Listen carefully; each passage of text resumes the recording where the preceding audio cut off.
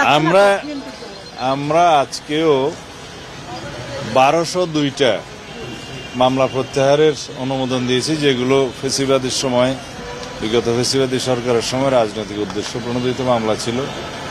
এগুলো প্রত্যাহারের জন্য আজকে অনুমোদন দেওয়া হয়েছে। এর আগে আমি এখানে আসার পরে 1006টা মনে হয় অনুমোদন দিয়েছিলাম।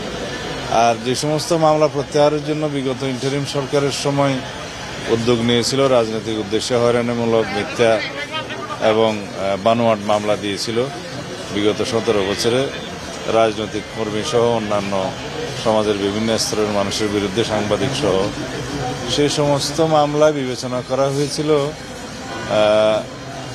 মার্ডার কেস বাদে এক্সপ্লোসিভ এবং অস্ত্র মামলা, মাদক, আর একটা যেন নারী শিশু, এই বিষয়ে মামলাগুলো বাদে বাকি মামলাগুলো বিবেচনায় নেওয়া হয়েছিল।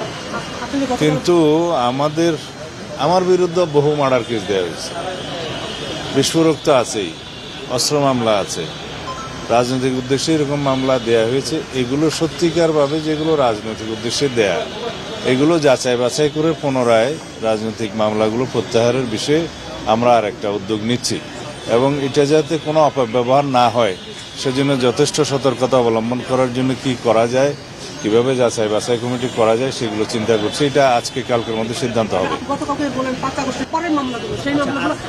এগুলো আলাদা, এগুলো তো বিগত 17 বছরের মামলাগুলোর কথা বললাম।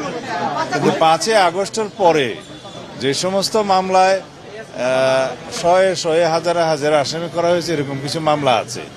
ওখানে হয়রানির উদ্দেশ্যে বিভিন্ন হয়তো শত্রুতামূলক কিছু লোককে আসামি করা হয়েছে বিভিন্নভাবে, কিছু সুবিধাবাদী শ্রেণী, এরকম কিছু আমাদের নজরে এসছে।